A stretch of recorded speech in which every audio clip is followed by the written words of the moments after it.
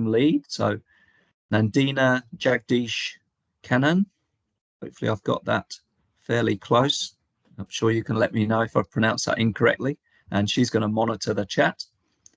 And also we're going to hear from 2 Recollect clients. So thanks for your time. I appreciate you coming along. That's Hinamoa Riweti from Ngāti discussing Te Whare Tīrara on Archives Online, and Jennifer Burnell, Director of the Montana History Portal. So thanks for joining us and appreciate your time. And I'll hand you over to Alison. You've got control. Kia ora tātou. Lovely to see so many people here. Thank you very much for joining. Looking forward to this kōrero and hearing from our guests. Just give you a bit of an idea of the rough rundown of what we're planning today. I'm going to talk for a few minutes about NZMS and Recollect. I'm looking at all the people here. I think most of you actually know who we are, but just in case there's some people that don't. It'd be lovely if you were to use the chat to introduce yourselves to each other whilst we're talking, and a little bit about maybe where you're coming from. It'd be nice to see who we all are. Once I've talked for a few minutes about NZMS and Recollect, I'll be handing over to Jennifer, and then Hinamoa will jump in after that. If there's time, I might spend a few more minutes at the end just wrapping a few things up, and then there'll definitely be time for questions. So that's a really priority for the last part of our time together. And I'm going to have a crack at sharing my screen right now and starting off with a couple of slides. Let me see. There we go. And hopefully you can all see my little starting slide, creating accessible collections. So that's really what we're going to be talking about this afternoon. So NZMS, we've been around since 1990. We have branches in Wellington, Auckland and Christchurch. We started our activities with the creation of microfilm for newspapers to supply library reading rooms with microfilm of the country's newspapers, and then of course moved into digitisation. We offer a lot of professional services, and our range of services has grown over the years. We project manage large-scale digitisation transformations for our clients. We offer consultancy. We help organisations that want to build their own in-house digitisation capacity. Our staff have a wide range of skills for that reason. And then the last part of our service offering actually in recent history has been the development of our software platform Recollect. And you'll notice I say our, and that's because I've been with the company about 10.5 years. When I first started with NZMS in fact developed Recollect as a product. However, that product was spun out into its own company in 2020. So I keep saying our, it's a sort of Freudian slip because it's no longer an NZMS product. It's got its own identity and its own company. And we are, NZMS is the New Zealand resellers for Recollect. So in that, 1.5 minute quick run through our history, I think one of the things I wanted to communicate is that NZMS has always been all about access in all of its activities since it started. And we've basically pivoted to continue to bring access as our clients have required. So our work, we think, is to unlock the value of a collection or an archive. And that brings us to the question of access. So I wanted just to touch on that because in the 10.5 or so years that I've been working here, the idea of access has actually changed quite a bit. And I recall when we first started delivering files back to our clients, digital files, the main thing they wanted to do was be able to find information quickly themselves to answer a patron's query. But over time, of course, they also wanted to help people serve themselves, so provide those digital files to people within the library environment. They had special research projects that people needed information for, and then there would be always, the typical, my dad's, turning 65, and we think he's got some information in this thing that you've got, and could you please help us find it, that kind of thing. And it was our librarians, our library clients, who wanted us to help them solve this problem. How do they provide more access to their collections? How do they stop becoming the gatekeeper to this knowledge?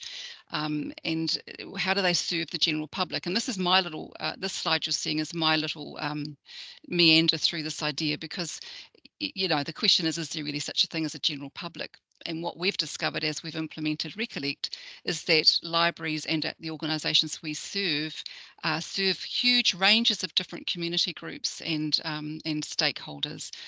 So one of the things that happens in a Recollect implementation, and I'm not even showing you any Recollect sites right this minute. I think many of you will know what they look like, but I'm going to leave that to our guest speakers to talk through and show you their sites, so you get an idea of the actual, you know, what a Recollect site does and looks like. But one of the things that happens when a new client starts using Recollect is we run them through some what we call discovery workshops. And one of the things we're trying to identify is who their users are. What kind of material are these people looking for? How can they best find it? What kind of wayfinding tools do they need to have on their Recollect sites that give them a point of access into the collection? And that's our first workshop. And then we have a workshop around what kind of digital stuff do they already have, and what kind of transformation might be needed to make that more accessible and fit the platform and fit the user experience. And then we go to the UX workshop. So how will your users find your stuff? And that I've deliberately introduced the topic this way because the theme that we've decided to kind of focus on for this webinar is how groups, community groups and stakeholder groups can access your collection in different ways. And so what you'll hear from Jennifer in the Montana History Portal is one way that group, that organisation has engaged with local community groups. Quite a different way to what Ngāi Tarangi have done with their Hapu Marae groups, using the same platform and many of the same tools within Recollect. So I'm hoping that this will be of interest, because there are so many ways that Recollect can be configured to meet your needs. So just reaching to my notes right now, and I'm just going to introduce Jennifer. So Jennifer has been Montana State Library's digital Montana Memory Project Director since 2013, holds a BA in Communications and a Master's degree in Literacy, and is serving as a community rep of the Digital Public Library of America. She's taught middle school language arts and social studies and has worked as a library sector technology trainer. It's 6 o'clock at night for Jennifer, so thank you very much for extending your working day to join us. I'm going to jump out of the shared screen right now and hand over to you. Thank you so much.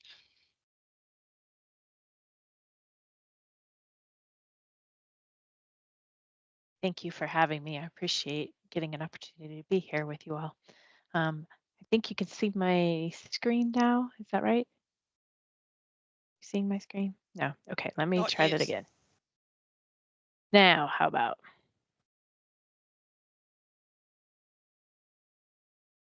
Come through? Yes. Okay, excellent.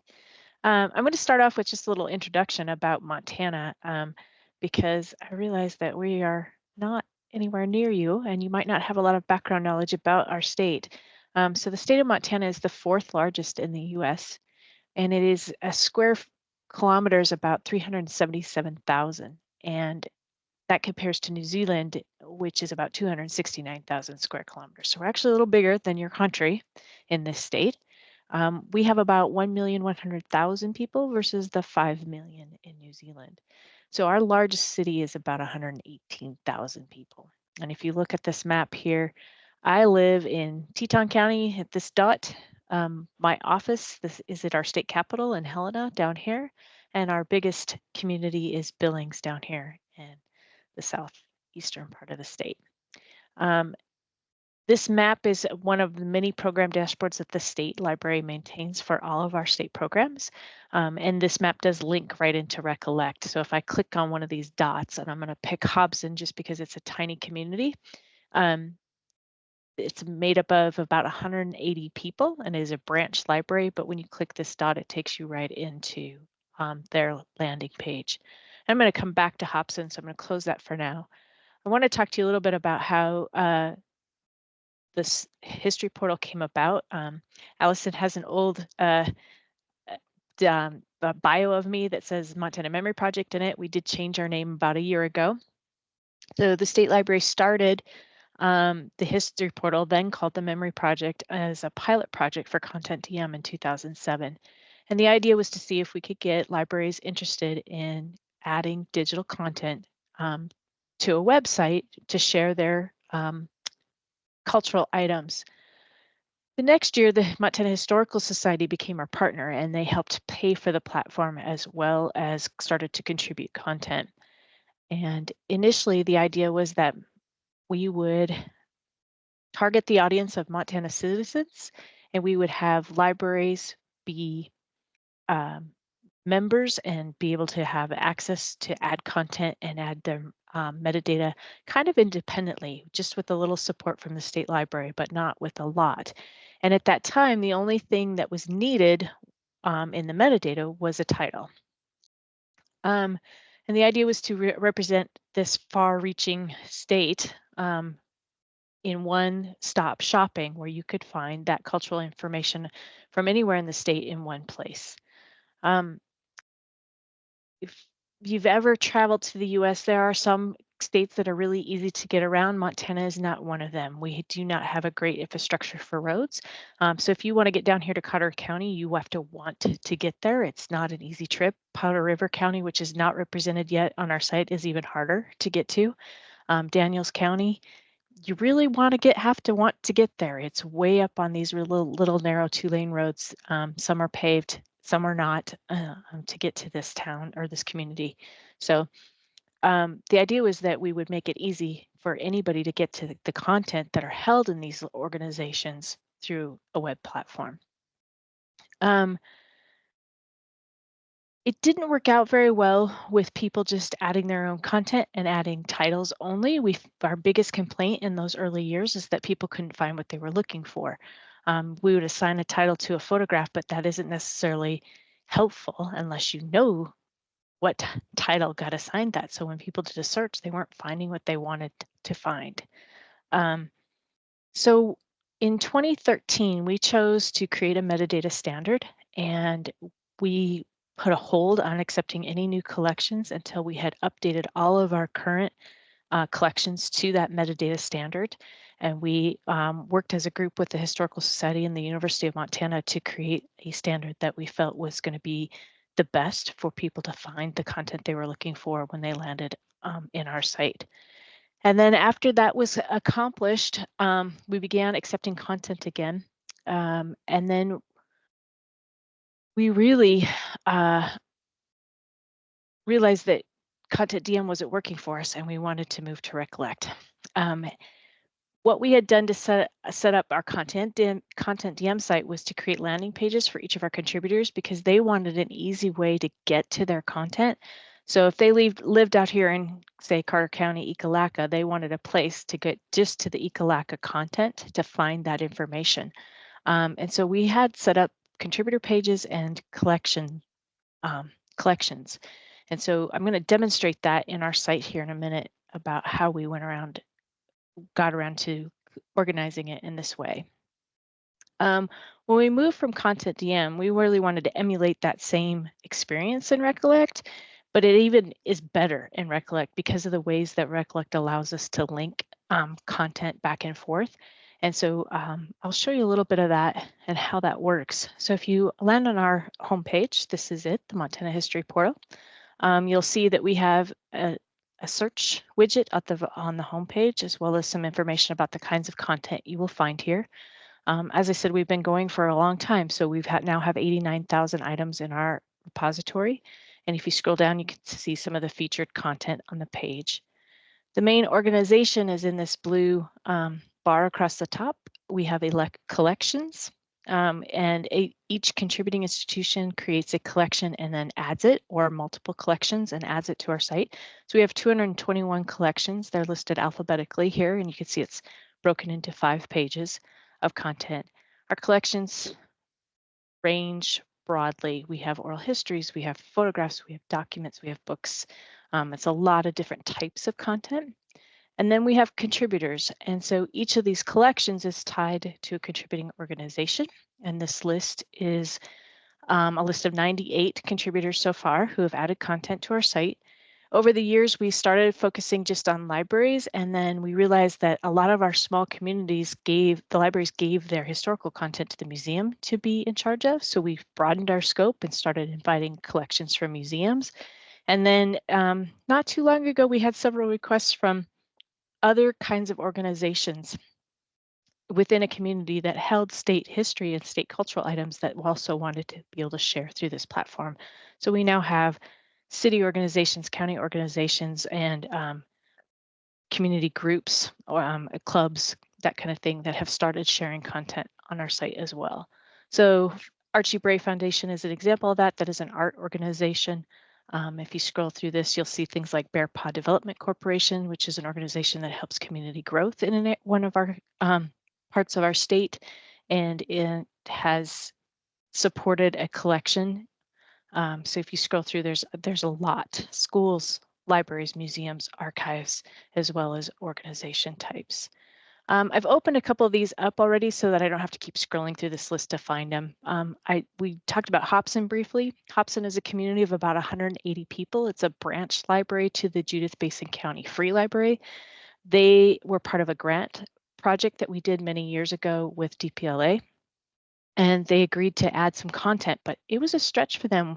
They didn't have a lot of people to rely on. It's a one staff member organization, and it was difficult for that staff member to spend the time to create the metadata, meeting our guidelines and our requirements to add content.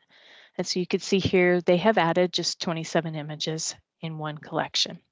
On this page, you learn a little bit about the library. You get a link to their homepage, as well as the type of contributors they are and the name of their collection, and a link to the collection itself. Hobson Community Library doesn't even have a website. It's such a small, so we've linked to their Facebook page instead. It is a very active Facebook page, and it's how they communicate with their members, and they have even book clubs and stuff that communicate through chat in Facebook, so it is an active page. By comparison, Carter County Museum, which was the one way down in the southeast corner, if you remember from the map, Ekalaka is the name of the community in Carter County that has a museum that has contributed several collections, but they have a rock star of a director at their little museum. She does some amazing programming, and she's worked really hard to get volunteers in to help create these collections. And then I train those volunteers how to create the metadata and how to transfer the files to us so that we can make these collections happen. And I want to show you their homepage.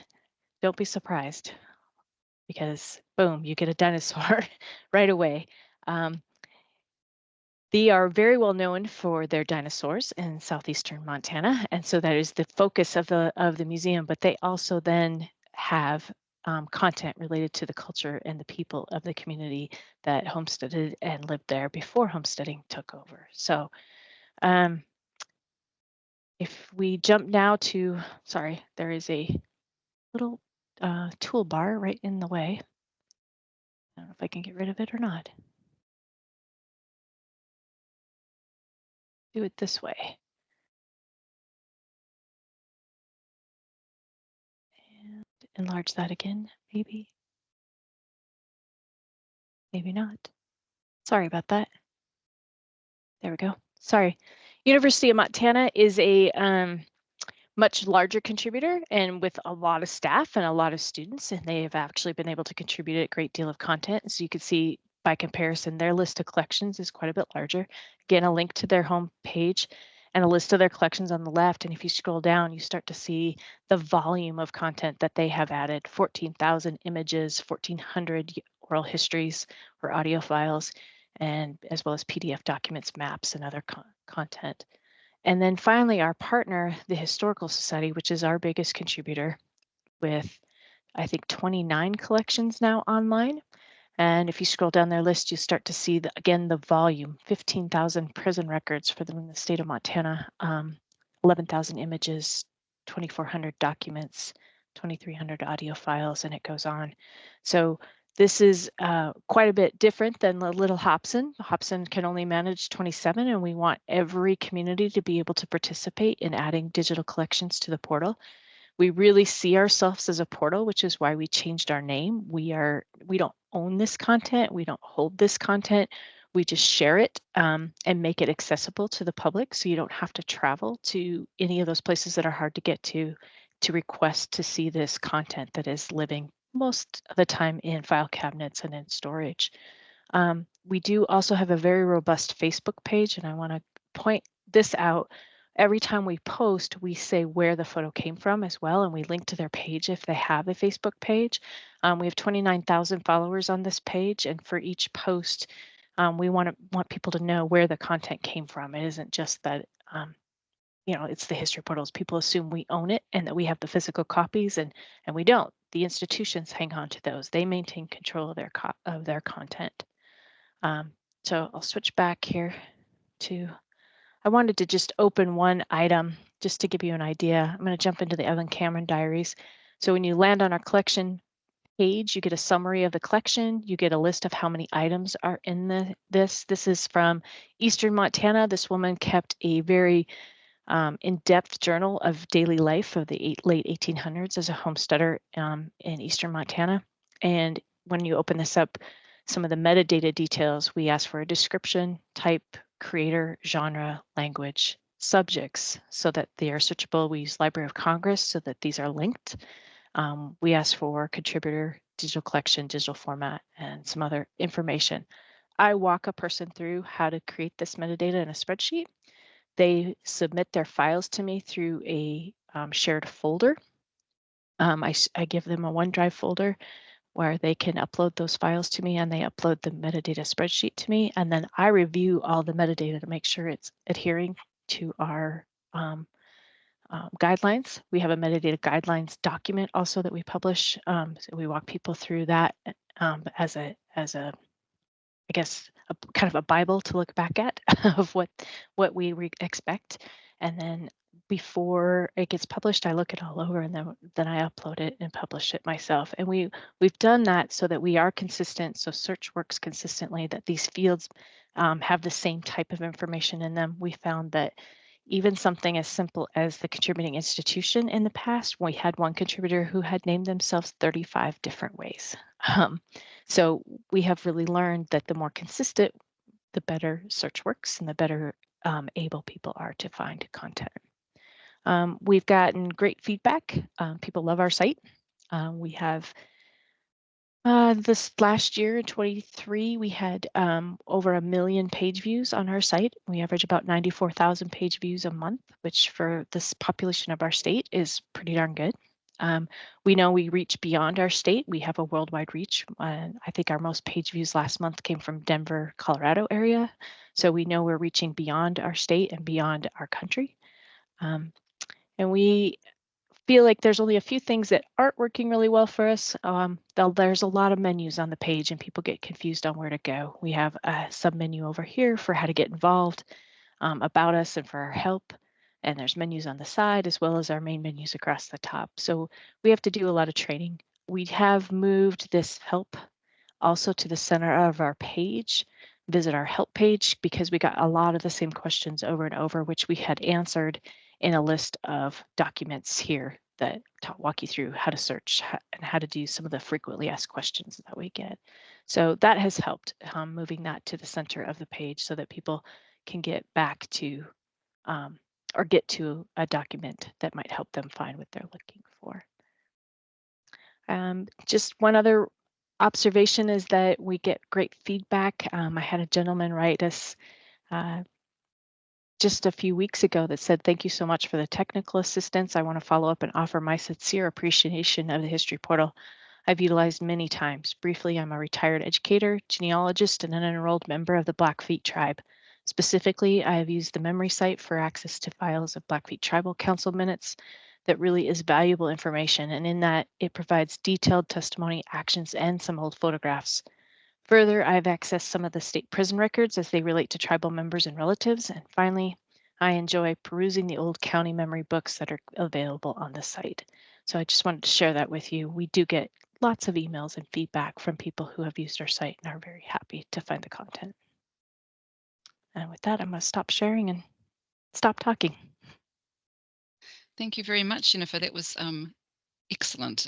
We've already had a chat, but I learned so much already, again, from the detail that you gave us, and in particular detail around managing your contributors and some of the challenges that you found in terms of trying to standardize metadata and make sure that people could find what they were looking for. So thank you for that. As I said, the theme is around how people engage with contributing organisations and groups, and we're going to hear now from Hinemoa Reweti about what Ngāi Te Rangi have done, and it's a really interesting configuration on this site. It came about through the same process of who are our users, what do they need, what do they want to find, how do we manage knowledge and access to knowledge, who's entitled to what. So to introduce Hinemoa Reweti has lived in Tauranga all her life. She graduated from the University of Waikato in 2022 with a Bachelor of Social Sciences, double majoring in Māori and Indigenous Studies and Social Policy. And she now works with Te Ruranga o Ngāi Te Rangi, where her role is to look after, to lead actually Te Whare Tīrara online archives. She collates different stories, engages with elders, ensures files are kept safe and stored correctly, and makes sure that whānau are connecting to their identity through the archive. And there has been some great feedback, which I'm looking forward to hearing more about from you, Hinemoa. Over to you. Kia ora te whānau. I'll just do a quick intro of myself. Ko Hinemoa Reweti ahau, he iri ahau no Tauranga Moana whānui. He hononga anō oku kia Ngāpuhi. So my name is Hinemoa Reweti. I hail from Tauranga Moana, all of our surrounding marae pretty much. I also have connections up north from my mom's side. And yeah, now I work for Te Renanga o Ngāi Te Rangi in our archive space. So I'll just share our screen, my screen.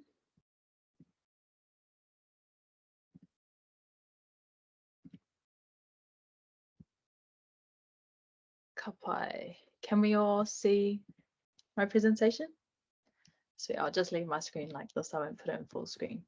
So I'll just give a quick background of Te Whare Tīrara and Ngāi Te Rangi. So Ngāi Te Rangi, we are descendants of Te Rangi Hauhiri, which is our main ancestor who travelled from Whāngara all the way to Hakuranui and then down to Tauranga Moana.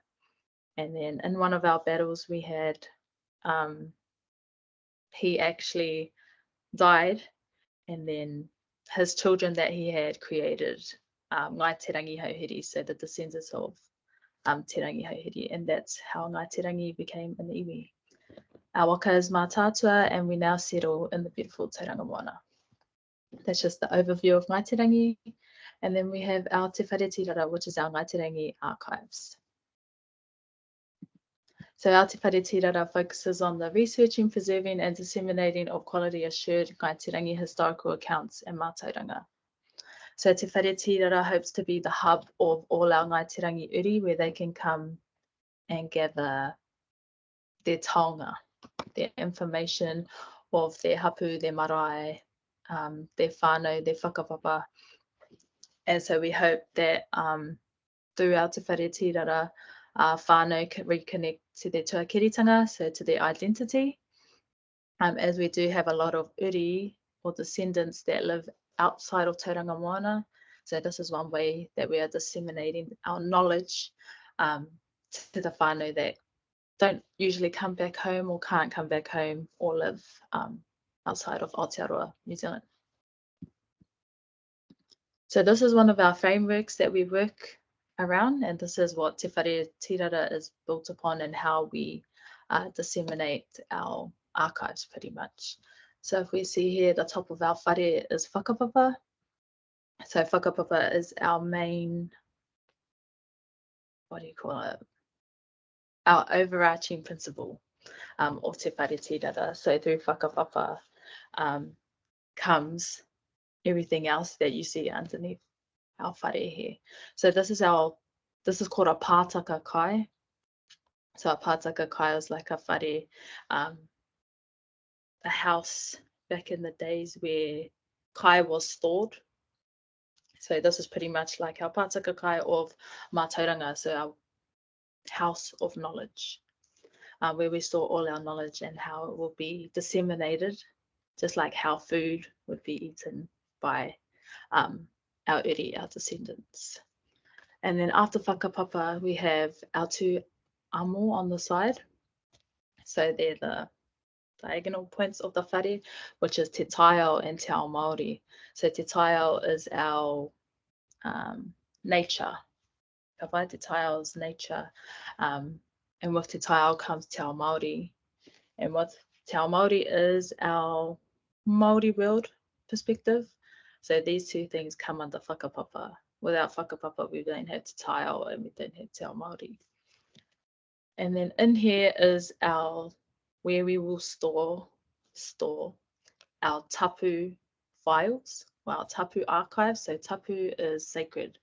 These archives will only be disseminated in order to the whānau that give them to us. So we either keep them just archived and only they can access these unless otherwise stated. So tapu are sacred things like certain whakapapa, so certain genealogy that won't be shared but is stored within our archives. Certain pikitia pictures with tipuna in it, ancestors in it, may not be shared, but they'll be kept in our archives. So yeah, this is our tapu space and it's quite up there in our whare, just to give it that sacredness and where no one can really touch it. And then if we come down to the three pou here, this is our Ngāi Te Rangitanga. So this just shows our history of Ngāi Te Rangi. So these three pou represent, haven't had this presentation for a while, so Rongotangi awa, Awanui Rangi, and Romai Noho Rangi. So they're our three main ancestors of Ngāi Te Rangi. So they identify as our Ngāi Te Rangitanga, so we go back to them to pretty much identify who we are as Ngāi Te Rangi. So they stand in the middle of our whare. And then down here we've got iwi. So this is where iwi files will be disseminated. So iwi files are archives that can be accessed by our hapu, marae, and uri. So our descendants of each marae or each sub-tribe. So everything that lies within here that we have on the sides. So these are what are holding up the whare, which are all these. So hononga, connections, hitori, history, mātauranga Māori is Māori, our Māori knowledge, tuakiritanga, identity, kawa, which is like our,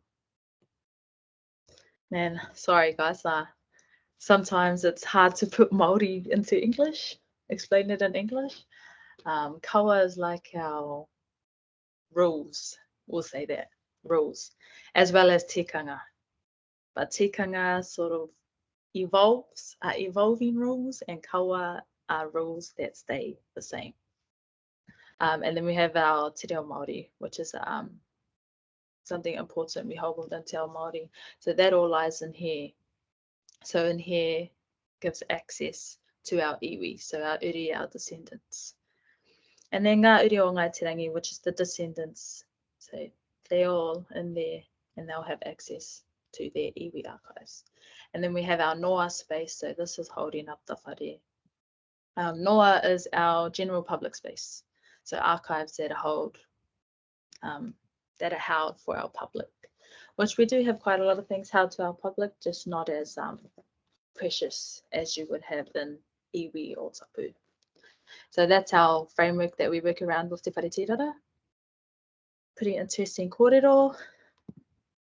And then our ngā whāinga matua, so our key objectives of Te Whare Tīrara is to build an online repository, building knowledge bases, provide an online space for Ngāi Te Rangi descendants, and building capability and capacity in our Ngāi Te Rangi descendants. And then here we have our target audience. So te hunga matua, te hapori me te motu whānui, so the community and wider region. We do have like a page for them, which I'll get to later on. And then obviously ngā uri o Ngāi Te Rangi, so our tribal registered members, which are pretty much our descendants of Ngāi Te Rangi. And then we have ngā kura me ngā kaiako o Tauranga Moana. So we have a space in our Te Whare Tīrara online archives that is specific for teachers and schools of Tauranga Moana, where we hold our Ngāi Te Rangi curriculum. So it's Ngāi Te Rangi specific to our iwi, so that's kōrero, waiata, hitori, so history, songs, and stories specific to Ngāi Te Rangi, where we have created resources where schools and teachers can use in Tauranga Moana, so that our children in Tauranga Moana are learning about the iwi that hold mana in the moana. So that's our target audience, our access levels, I'll call them. So I spoke about them in our framework. We've got tapu, iwi, and noa. Tapu, sacred archives that are not to be disseminated unless stated otherwise, but all say goes with the whānau that give the archives. Iwi, awhera uri, so we have many archives that our uri can access and only they can see, compared to a public view, which I'll show you in the next couple of slides. And yeah, these are how we disseminate our mātauranga or our knowledge from Ngāi Te Rangi in our archives. Translating tikanga into algorithms. So I'm not too much of a data person, but my boss thought it would be good to put this in here. So before we started Te Whare Tīrara, my DCE, she pretty much tripped over a cardboard box at our runanga with a lot of archives in it. And she was looking through them and she was like, why is this box just sitting here? Why are we not, why can people not access this information? There's important stories, important videos, important waiata that our whānau should see. And you could only get to those taonga if you knew someone working at the runanga. So she decided with her amazing brain that she'd figure out a way to disseminate all these taonga to our uri so that they can gain some tuakiritanga of Ngāi Te Rangi, so that their identity, they know their identity of Ngāi Te Rangi, and that there wasn't like a gatekeeping around our taonga. So then they had many hui, many meetings, and then we got to a stage where she found Recollect, and it was implementing our tikanga of Te Ao Māori into a open site pia. So bringing it online pretty much, and how we were going to navigate that system. So what she thought of was on Recollect how you can have different access levels, private, public, and offline. So then we translated that into tapu, iwi, and noa, which worked well with our tikanga. Because, you know, we had kaumātuas or elders that were sort of worried about how the online space was going to work with our taonga that was actually quite special to Ngāi Te Rangi, or even tapu, sacred, and they didn't want it to be shared incorrectly or stolen and taken for other people to use, which is, yeah, pai te rā whakaaro. It's a good mindset to have when we're speaking about our taonga and putting them online.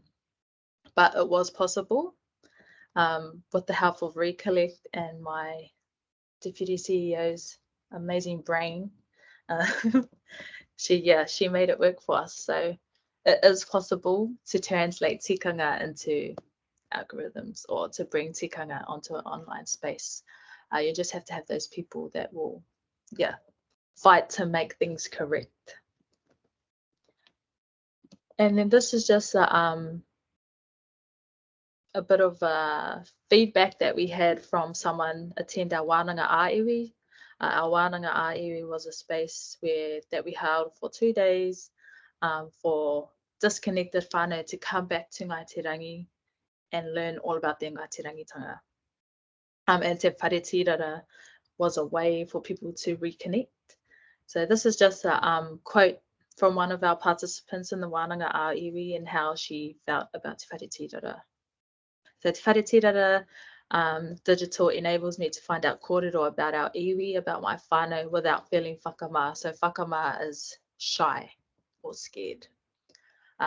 This platform is so healing for me and her 3 generations removed. You have no idea what something like this means to us. So the feedback we get from our whānau is quite healing, and that we're doing our job to help our disconnected whānau reconnect back through this Recollect platform and our archives, which is pretty choice. And then this is just a video, I won't show that one, of the different view, just so we can see how a public user, what they will see, and what a uri user, so a descendant user, will see. So this is a overview of our page, and then they click into ngā marae, and then they've clicked into a marae as a public user. As a public user? No, this is as a uri user, sorry. So they can see quite a few things. And then this is the noa view, or viewing that exact same marae. So in that one, they had about 7 videos and 1 photo. We tried to pick a marae that didn't have whakapapa photos in it, just because we can't show whakapapa on a online space. It's quite tapu. But this is a noa view, so a public view of that same marae. And I'll click into it and you'll see the difference. So here they only get access to 2 items, whereas a uri member who's connected to this marae will get access to whatever is available to their uri. So they got all the videos, all the PDFs, and more images. But how we did that was, so our marae, when you travel register, so when you register for Ngāi Te Rangi, you get put into, you pick like where your marae are or your hapu. And so through that, my DCEO again, she connected our tribal register with Recollect and then put it together so that when they log into here, it automatically connects them to a marae. And so if they're connected to that marae, they can click in it and view everything.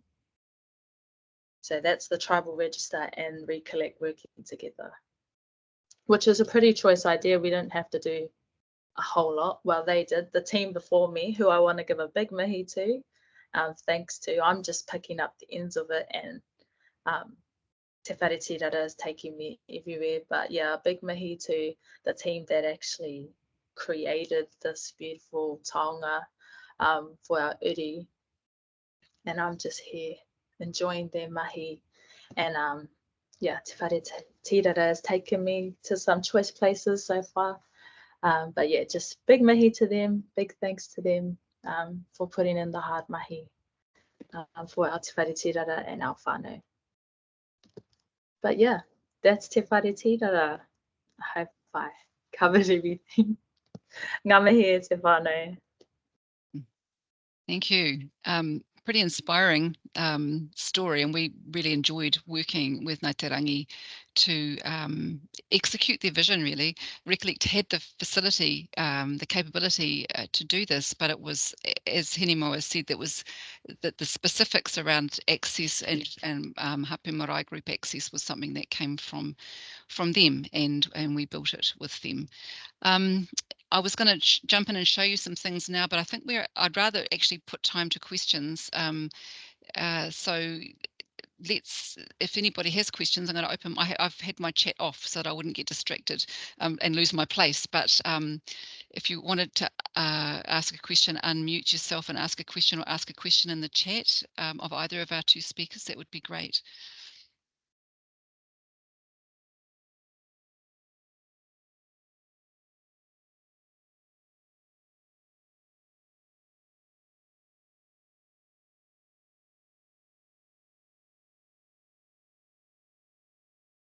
I'm just going to comment whilst we wait, because it always takes a minute, I know. What I particularly appreciated and found really interesting when we worked with Ngāi Tarangi was it was a really long gestation. It took ages, right? We started our conversations quite a few years ago, maybe 5 or 6 years ago even. And I hadn't seen the somebody will come to you in a sec. What I was inspired by was this starting this whole project with this diagram. And when Hinimo and I were talking about her participation, I was like, you've got to show the diagram, because it's just such a an interesting way to conceive data. Actually, you know, you're starting with the tikanga, and it's driven by a concept that's bigger than the platform, and then the platform comes in behind, and those were the principles that drove the whole development, really, and having it so clear from the front made such a difference. Now, whose hand is this, and what do we need to do with a hand? It looks like it's Shirley Hodge. Right. Shirley, did you have a question?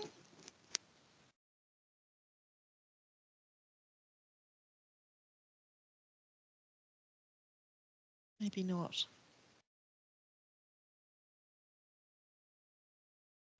Would you like to put your question in the chat, Shirley? Ah, she's saying. There we go. Just thank you. Yeah. Korua, yeah.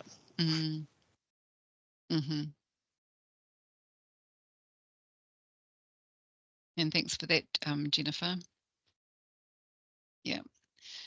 We have actually got a case study on the Montana History Portal, which we will share a link to. I didn't want to share it before the talk because I wanted to make sure that Jennifer had an open field and that you hadn't read up ahead. But we did a lovely case study talking about their concerns and the drivers of their site a few years back. So maybe if Nandini, if you could drop that into the chat, that would be great for people. Well, okay. Thank you. Any other comments or questions from anyone? I think you might have to use the chat facility. Okay. We're all, yeah. Any more?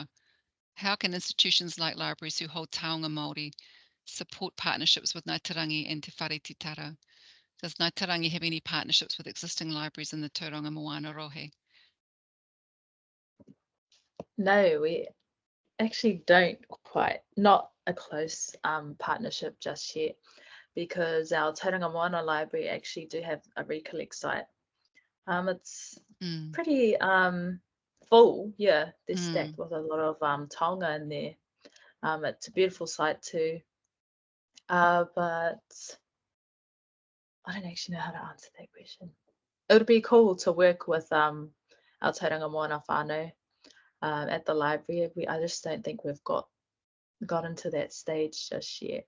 The old worker there who used to work for the archives, Elijah Rolliston, I think he did actually in the preparing of the site, he did help quite a lot with the old lead of Te Whare Tīrara, who was Te Aurere Thatcher. Yeah, this was her kaupapa, and she done some beautiful mahi, and I think her and Elijah did work together quite strongly to help each other with both Recollects. But yeah. Speaking of Elijah, there's a really great video available from the NDF presentation that Elisha and Harley Cooper did, and it's called Whoops, I Think We're Racist. I'm wondering if you can find that, Nandini, and put that in as well, because that's a really interesting perspective on a public library and its engagement with aspects of tikanga relating to Māori collection taonga within a big institution. Different concerns, obviously, because they're making public material that's already public, whereas the mahi here with the Recollect site here was to make sure that access was protected and managed really carefully. The other point, and somebody's made this point, I think it was Mac from Whangarei District Libraries to Jennifer, was just talking about consistent metadata and what a challenge that is. And when you and I had a chat earlier this week, Jennifer, you were talking about just the process to figure out what you needed, how to set your standards, and how to communicate that with people. And there's quite a bit of work for you. You've got a 90-something, 98 organisations, and you're working with all of them to coach them really into how to do that, right? Yes, each one individually, actually. Yeah. Yeah. And just so you know, I was a staff of one until 2 years ago, where I hired a colleague. So, yeah, it's doable to do this alone. It just takes some time and effort. I did put in the chat our metadata guidelines document, which actually walks you through what we chose as required fields, and it says whether it's required or not in the document itself. It also goes with some specific examples of what should go in those fields and how that should be done. We have encouraged people to use grammar and capitalization the same for all of this as well. So that's kind of listed in here.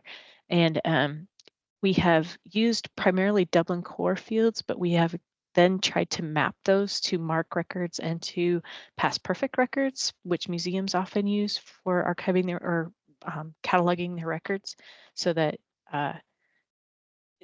there's a way to a framework to understand what those fields are, or what you might pull out from your existing platforms if you have something. I think one other thing I was just thinking about with you've got some really rich instructions on your Recollect site, but I think I haven't got it in front of me right now, but I believe a lot of your contributors' instructions are actually on the State Library site. Is that right? Yes, and I shared that in chat just a few moments ago. Yeah, and that the was link to with that the page. map as well. It's Yes. one thing that some libraries have chosen to do, which is worth just noting, is it is possible to have a quite seamless interface between a Recollect page and a library site or another organisation. And we've seen that with the Punahou School in Hawaii as well, and a number of others. I don't know if you've done that, Hinemoa. I feel like you have somewhere where you've got, maybe you haven't, I'm talking out of turn, but it's quite cool when you've got a good resource and it's already developed on a website. You don't necessarily want to use your website for the same things that you would use your Recollect site for. And so a lot of organizations are finding ways to just make sure that their user interface is seamless.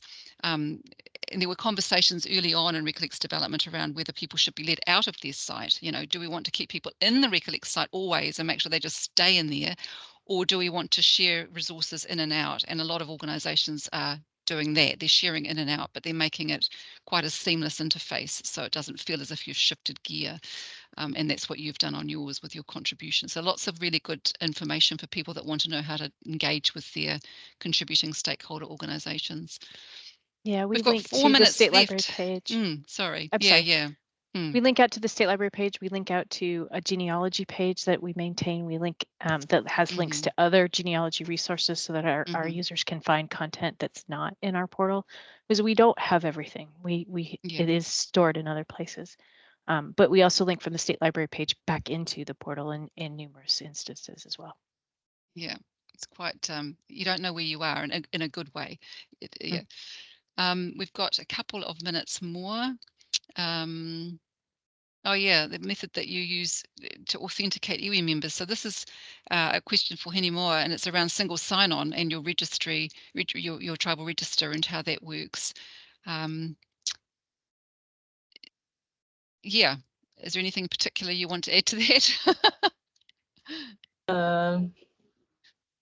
I'm not too clued up on actually how it actually worked. I can jump in and explain a little bit. Yeah, Nandini's going to jump in. Help us out, Nandini. So yeah, I worked with Recollect's implementation for Naitirangi, and basically we used access control lists.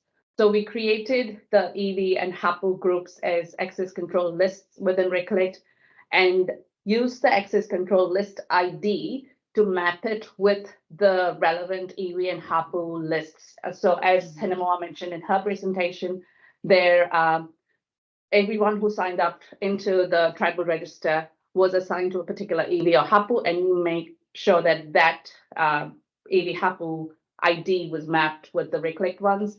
And that's something that we can do with any other kind of user list as well. So we can map any user groups within your Azure or SAML interface to a Recollect access control list as well. And the implementation team will be able to help with that kind of setup. Yeah, yeah. Thank you. There is another question there for Hinemoa around how do you get Uri to use your recollection site? Is this mostly through Wānanga? Do you advertise in other ways? Is there an automatic email that goes out through the iwi? Yeah, so mostly through our social media, so our Facebook and Instagram is when we launched. That was where we pretty much advertised it out to our uri. And then, yeah, through Wānanga as well as Ngāi we do hold a lot of Wānanga throughout the year. So we do try find spaces where I can share Te Whare Tīrara with our uri, because it is still quite new. We only launched last year, about a year ago now, actually, to our uri and the wider public. So our uri are still getting quite, they still have to get quite familiar with it, because we still go out to like different marae and our whānau don't actually know it exists. Mostly our kaumātua, and they think it's wonderful. But there are whānau out there that still don't know it exists, so we're just trying to push through our social medias and our wānanga. We don't have an email yet, but that is a great suggestion that we should actually look into. Otherwise, yeah, pretty much social media, wānanga, and yeah, just connecting with our uri. We do have quite a few hui coming up with our marae, how we can create collections for them and their whānau with the taonga they have and putting it online. And we also have hui with different people around Aotearoa to help with their collections and getting their Recollect site to look like ours as well. Yeah. I think that might be it for the questions now. Sorry, looks like there's more. Did you want to give any email addresses for follow-ups? Any follow-up questions? Yeah, I'll put my email address in the chat actually. Just okay, thank you. I appreciate that.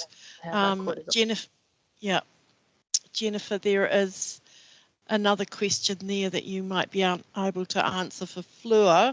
Fleur, are you okay about putting your email address for Fleur? You could just send it to her if you like. Yeah, that's fine. Yeah, okay. Thank you. Pete, did you want to say thank you on behalf of LIANZA if you're still there? Yeah, sure. Fantastic to hear from you both, Hinemoa and it's been and Jennifer. Yeah, it's been fantastic to sort of hear those stories, and I guess you know, the aim of today, Alison, was to sort of show, you know, in practical terms what the system can do and how that can all integrate together. So I think you've come across a perfect webinar today. So thanks for organising that and thanks for contributing. It's been brilliant. Thank you, and we're going to close with the karakia now. Anuia, anuia, anuia, ki te uru tapunui, kia wātia, kia māma, te nākau, te tinana, te wairua e te ara tangata, koia rā e rongo, whakāria, aki ki runga, kia tina, huie, taikie. Thank you everybody for joining us today. And the recording will be available soon, or you can go onto our YouTube channel tomorrow. She'll be there. Thank you. Thank you to our presenters too. Thanks for having us.